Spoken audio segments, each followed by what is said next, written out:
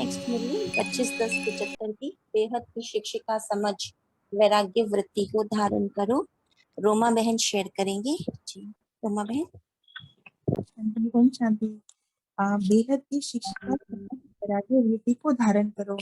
ये जैसे बाबा ने हद की बात शुरू करी तो यहाँ पर बेहद की तरफ ले गए बाबा।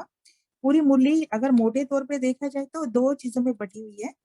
पहले तो हद की टीचर और वो सब को लेकर है, और दूसरा फिर वृत्ति के ऊपर अपने ही किसी गुण के ऊपर, जैसे कोई टीचर अगर प्रभावित होती है अपने से ही, मैपन वाली जो बात है। तो शुरू करते हैं। बाबा ने, हम टीचर्स नहीं अपने ऊपर ही लेके बोलते हैं कि बाबा ने हम सबको बताया है कि सारे ज्ञान का, इस पढ़ाई का और सारे सब्जेक्ट का जो मूल सार है, देखा जाए अगर हम ध्यान से देखें तो वो हद के रिश्तों से परे बेहद बेहद में ले जाने के लिए। जैसे हमारा बाबा बेहद का है, हमारी दृष्टि बेहद कहते हैं, वृत्ति हमारी बेहद की तरफ ला रहे हैं, और हम सेवाधारी भी बेहद के हैं। तो यहाँ पे बाबा पहले पूछते हैं कि बेहद का नशा रहता है, बेहद की सेवा के प्लान्स चलते हैं बुद्धि में, या अभी भी हम हद की सीमाओं में हैं। तो क्योंकि बाबा हमें सतयुग की तरफ ले जा रहे हैं, तो हमारे संस्कार अभी से परिवर्तन कर रहे हैं। तो वो संस्कारों का परिवर्तन के लिए वो हद को तोड़ के बेहद में ले जा रहे हैं। तो बाबा कहते हैं अगर हद का नशा है, हद की स्मृति रहती है, तो विश्व के मालिकपन के संस्कार नहीं बनेंगे, क्योंकि यहाँ के संस्कार ही सतयुग के प्रारब्ध बनाएगी। हमारे अभी जो जो हम कर रहे हैं कर्म, वो हमारे सतयुग के लिए प्रारब्ध बनेगी। तो इससे जज कर पाएंगे कि अपने पुरुषार्थ प्रमाण हम क्या बन सकते हैं। बाबा ने यहाँ पे पहेली का जैसे एग्जांपल दिया कि पहेली से उसके जो पॉइंट्स से पता चलता है कि ये कितना वो है। तो बाबा कहते हैं अपना प्रारब्ध अगर जानना चाहते हैं, हर बंदे को होता है कि मैं क्या बनने वाली हूँ, तो बाबा कहते हैं इसको जज कर पाओगे कि मैं अपना पुरुषार्थ जो कर रही हूँ तो मैं क्या बनूंगी। जैसे अगर हम थोड़ा ब्रॉड में देखें, बाबा मम्मा थी, ये दादियां थी, उनसे कभी ये महसूसता नहीं आती थी कि भारत का बाबा या सिर्फ मधुबन का बाबा नहीं। हर आत्मा एक ही बात बोलती थी, मेरा बाबा, मम्मा, मेरी मम्मा, दादियां। तो ऐसे ही बाबा हमसे चाहते हैं, तो सिर्फ हद का नहीं बल्कि बेहद का।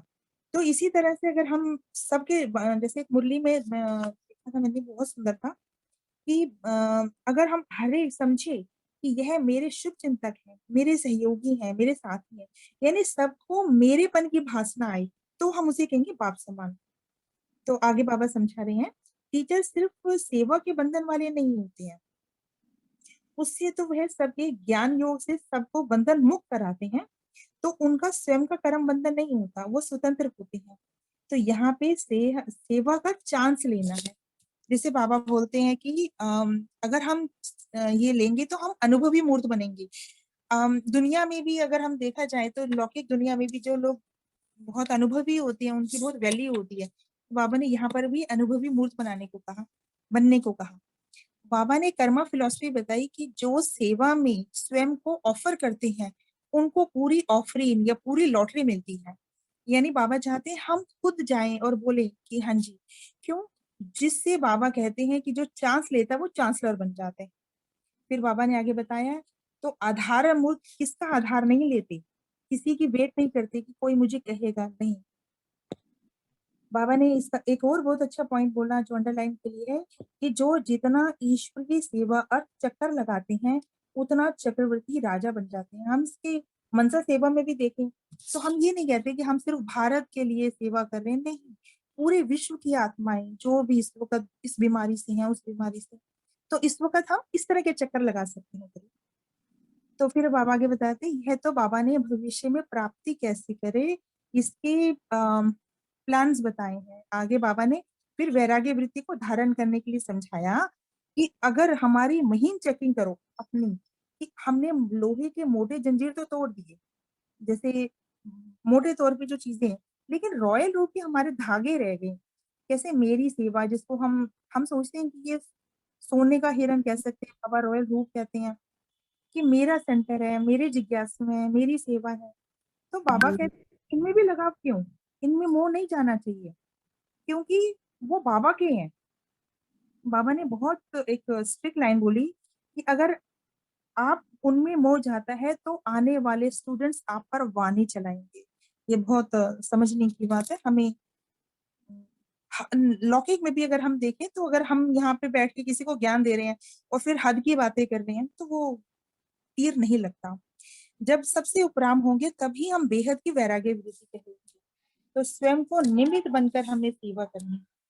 तो फिर बाबा बताते हैं कि लगाव की निशानियां क्या है, बताई बाबा ने बहुत ध्यान से, कि जब भी हम योग करने बैठे तो हमारा फुल स्टॉप नहीं लगता, बुद्धि बार बार एक पर्टिकुलर चीज एक चीज पे जा रही है, तो यानी कि हमारा कहीं लगाव है। बाबा ने इस मुरली में लगाव का अपनी विशेषता के ऊपर ध्यान खिंचाया है कि ये जो मैंपन अभिमान कि भी मैं बहुत अच्छा भाषण देती हूँ या मैं बहुत अच्छा समझाती हूँ या मेरे को बहुत अच्छा प्रॉब्लम आई तो मैंने बड़े अच्छे से सॉल्व करा, ऐसे से, तो ये सब से उपराम बनना है। तो हमारी जो गुण और शक्तियां जो बाबा ने हमें दी है वो सेवा अर्थ दी है। अगर हम ये बुद्धि में रखें कि वो यार इस इंस्ट्रूमेंट, जैसे 18 मई के भी साकार मुरली में बाबा ने स्लोगन दिया था कि अच्छाई धारण करो लेकिन अच्छाई से प्रभावित नहीं हो जाओ। क्यों?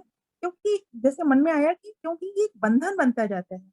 तो जब आत्मा योग में बैठती है या कहीं पे भी उठना भी चाहे तो वो समय पर आत्मा न्यारी नहीं हो पाती, वो खिंच जाती है।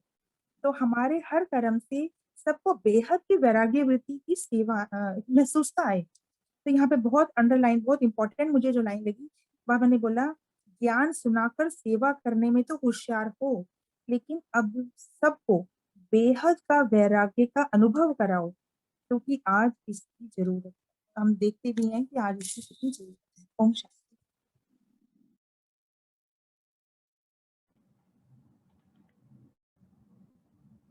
तो जैसे बाबा ने ये पॉइंट कहा कि बेहद के वैराग्य का अनुभव कराओ, तो कैसे हम करा सकते हैं? कोई भी आंसर कर सकता है इसको?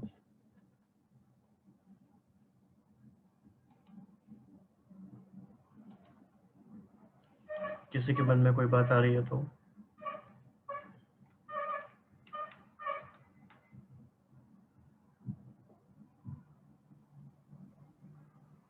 ओम शांति बोले।